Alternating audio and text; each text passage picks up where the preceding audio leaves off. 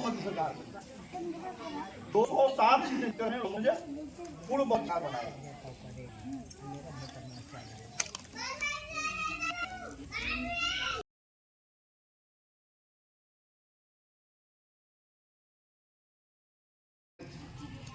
महुआ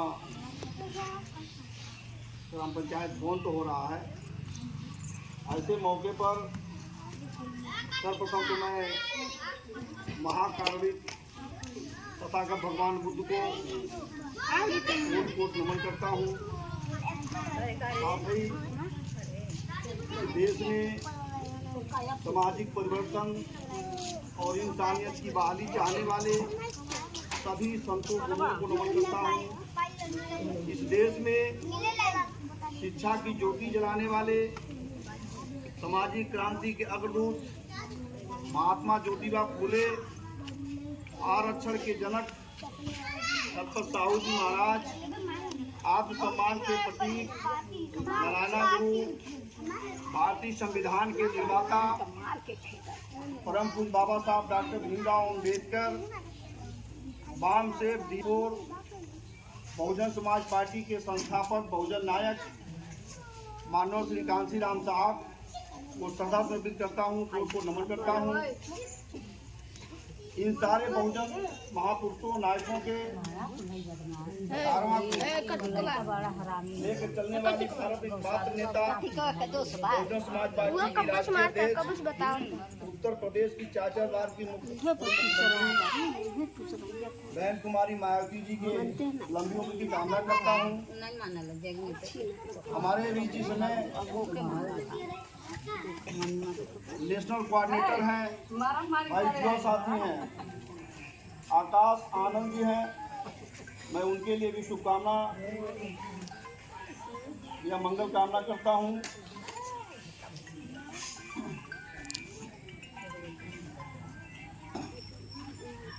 मंगल कामना करता हूं। आज के इस कार्यक्रम में उपस्थित हैं भाई बहुजन समाज पार्टी के सम्मानित जिला उपाध्यक्ष माननीय उमाशंकर त्रिपाठी जी, बहुजन समाज पार्टी के सम्मानित विधानसभा अध्यक्ष भाई प्रवीण कुमार गौतम जी, बहुजन समाज पार्टी के पूर्व में जिला सचिव रहे भाई विधानसभा प्रभारी भी रहे हैं छोटा साथी जी। हमारे पास पहुँचे हैं बहुजन समाज पार्टी के बहुत ही वरिष्ठ साथी भाई हरकेश जी, हमारे बीच में बैठे हैं वरिष्ठ साथी भाई विद्या जी, बहुजन समाज पार्टी के जिला सचिव रह चुके बहुत ही वरिष्ठ साथी मेरे साथी श्री फिल्कू प्रसाद जी, बहुजन समाज पार्टी के इस समय जिला भाई गुमल प्रसाद जी, बहुजन समाज पार्टी के जिला कार्यकारिणी के भाई हमारे सदस्य रह चुके हैं, बहुत ही वरिष्ठ बहुत ही सक्रिय रहते हैं श्री राम कुमार जी। हमारे इस कार्यक्रम का संचालन जो कर रहे हैं रामेश्वर जी, हमारे बीच में उपस्थित है बहुत ही वरिष्ठ संत भी है अशोक दास जी, हमारे बीच में राम सिधारी कोटेदार जी, राधेश्याम भारती जी पूर्व सेक्टर प्रभारी, पलकधारी जी, सुदर्शन जी, राम रतन जी, बच्चू जी, अंबिका प्रसाद जी, पृथ्वीराज जी, धनराज चंद्र प्रसाद जी, सुभाष प्रसाद जी, राधेश्याम जी, मुन्ना जी, अमन प्रसाद जी, यशपाल जी, गोलू जी, रामेश्वर, सूर्य प्रकाश जी, सिंहानिया जी, एडवोकेट सुरेंद्र कुमार जी, व्यास मुनि जी, मालती देवी,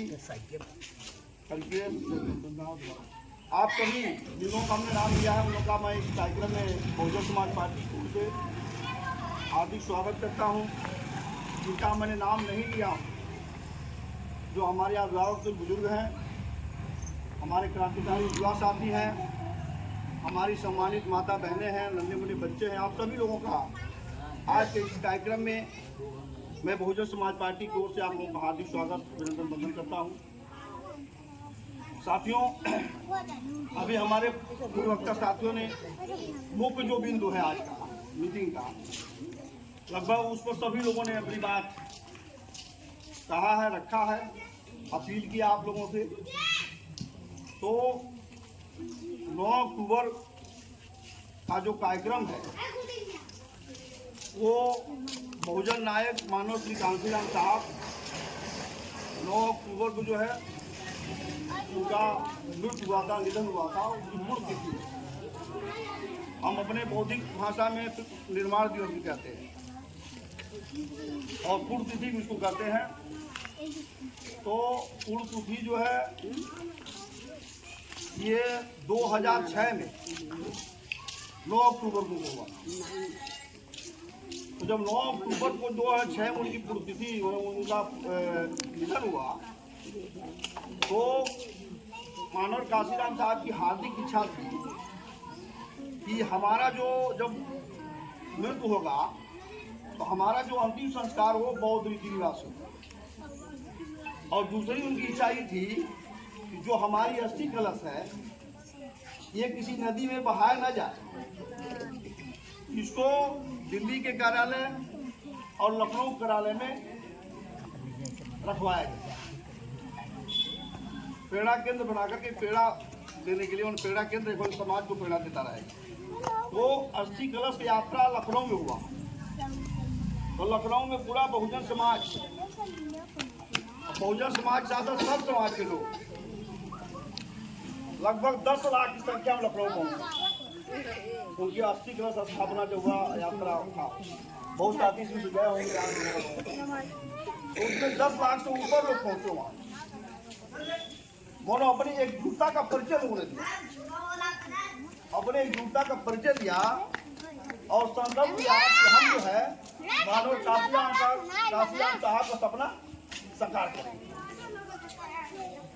मानव कांशीराम साहब का सपना हम सब लोग एकजुट होकर के मानव कांशीराम का सपना हम लोग साकार करेंगे और उनके श्रद्धांजलि अर्पित करेंगे और उस श्रद्धांजलि के रूप में उनका जो सपना है उसको हम साकार करेंगे।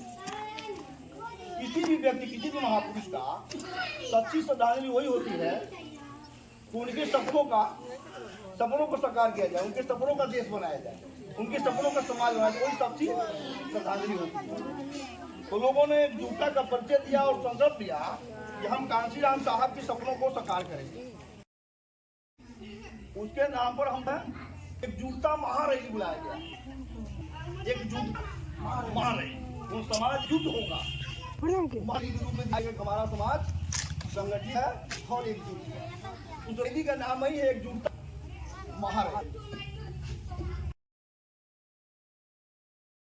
बहन जी ने अपील किया कि हमारा जो है सेक्टर स्तर का कार्यकर्ता आना चाहिए।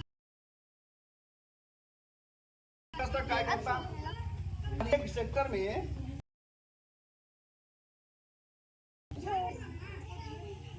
10 बूथ है तो 60 तो हमारे 2 अधिकारी हो गए और एक हमारा सेक्टर का 1.5 सेक्टर अधिकारी हमारे एक सेक्टर में हमारे अधिकारी हो रहे हैं। दोनों का वो भी हमारे इस कार्यक्रम में इसी आधार पर बहन और हर ये जो है कार्यक्रम रखा गया जो है हम चाहते हैं कि बहन कुमारी लालसी जी जो है कि प्रदेश की 25 बार मुख्यमंत्री बने, हमारी सरकार बने, चाहते हैं बने। जब हम लोग चाहते हैं कि बहन जी सत्ता शासन राज जो है मांगने से नहीं था, मांगने से मिल जाए। सत्ता शासन और राजपाट लेने के लिए तब हम राजपाट कोई लेना पड़ता है, हमें लड़ना पड़ता है। तो सत्ता से ही हम अपनी सारी समस्या, सत्ता से ही जो है अपनी समस्याओं का हम, गर्मी बहुत है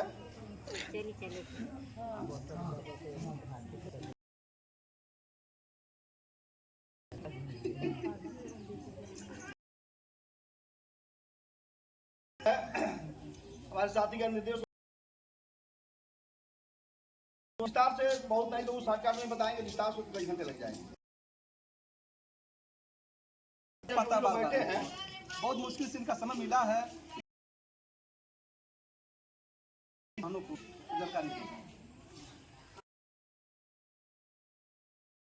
देखने को मिल रहा है ना, आज हमारी बहनें, चाचा जो भी है, ये साफ आए हैं, अच्छी जगह हम लोग बैठे हैं, एक मीटिंग कर रहे हैं। तो ये जो वैसे ही नहीं मिल गया है, तमाम लोगों ने संघर्ष किया, ये लंबा संघर्ष चल रहा है। बहुत पहले भगवान, बहुत पहले उनका आंदोलन चला, लगभग 100 संघर्ष चल रहा है। 177 वर्ष लगातार संघर्ष चल रहा है। और ये संघर्ष से महात्मा ज्योतिबा फूले ने शुरू किया।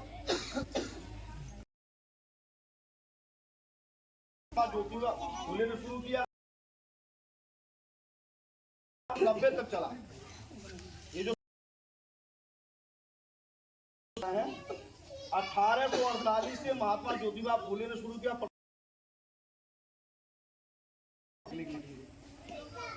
गरीब मजदूर ये उन्होंने 1848 से शुरू किया और उसके बाद 1891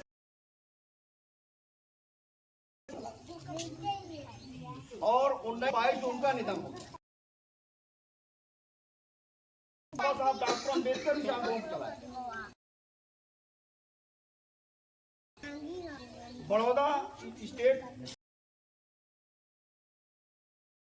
तो 1917 में वहां से पीड़ित होकर के, दुखी होकर के उन्होंने नौकरी स्थिति पर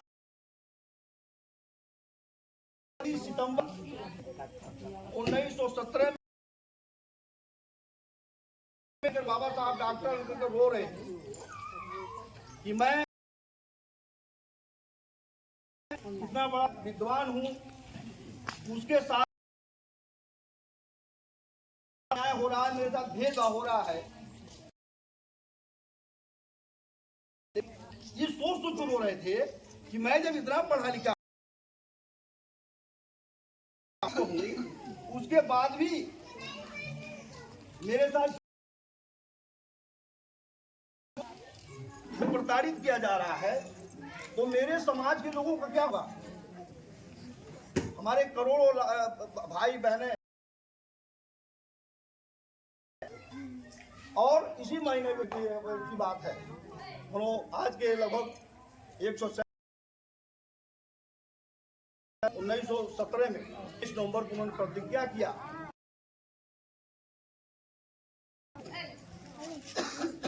देश में अगर आजादी ना दिला सका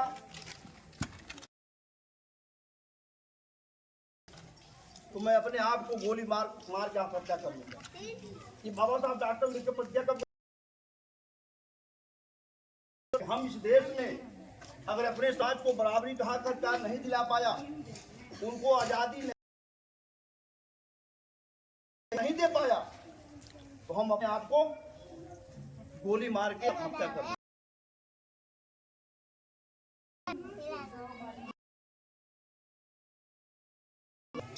8 वर्ष पहले बात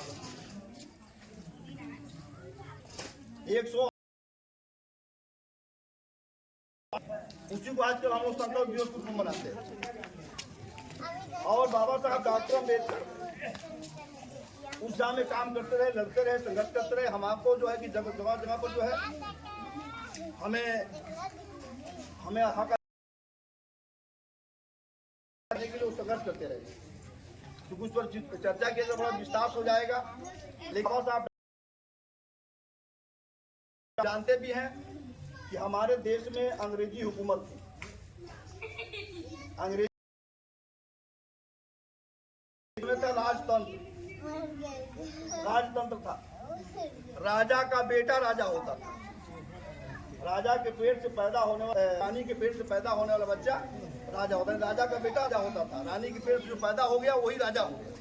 पैदा होते ही राजा हो जाता। इस देश में इस तरह के परम पूज्य बाबा साहब डॉक्टर भीमराव अम्बेडकर को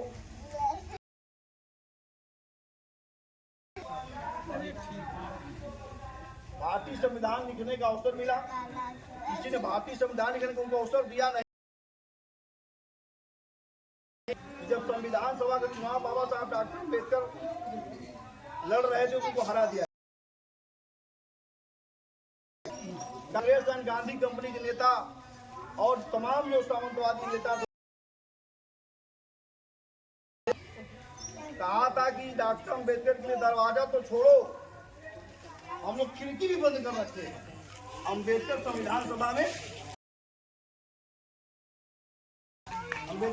सभा में नहीं आ पाएगा। बाबा साहब डॉक्टर हार गए थे और वो जो है पूरे देश का चुनाव हो गया, सब जीत के आ गए। उस समय अपने समाज के भी तमाम साथी जीत के आए थे। ये जोगेंद्रनाथ मंडल जीत के आए थे। जोगेंद्रनाथ मंडल बंगाल से जीत के आए। तो जोगेंद्रनाथ मंडल जी मिले और बड़ी दुखी थे। तो उन्होंने बाबा साहब से कहा कि बाबा साहब डॉक्टर अम्बेडकर आपको संविधान सभा में होना चाहिए, लेकिन आपको लोगों ने चुनाव हरा दिया है। तो बाबा साहब डॉक्टर अम्बेडकर ने कहा कि भाई मंडल जी, हम अपनी बात आपके माध्यम से रखेंगे संविधान सभा। आप इसकी सीधा आप है ना। जोगेंद्रनाथ मंडल जी ने कहा कि नहीं बाबा साहब डॉक्टर अम्बेडकर, बाबा साहब आपको संविधान सभा में रहना जरूरी है। और उन्होंने जो है बंगाल उनको लेकर चल गए चुनाव लड़ाने के लिए। खुरना जसकोर सीट था वो खाली था, उस पर बाबा साहब डॉक्टर अम्बेडकर को चुनाव लड़ाया गया। और वहाँ चंडाल जाति का, एक अनुसूचित जाति की चंडाल जाति में वो जो है 48% उस सीट को,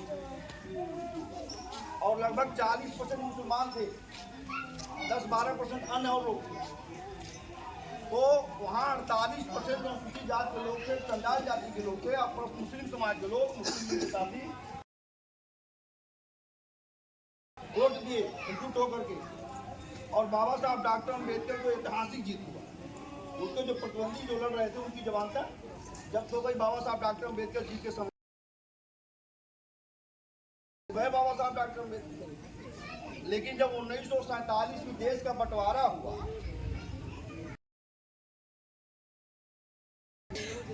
उसमें सब था कि जहां जिस लोग क्षेत्र में मुसलमानों की संख्या 60% होगी वो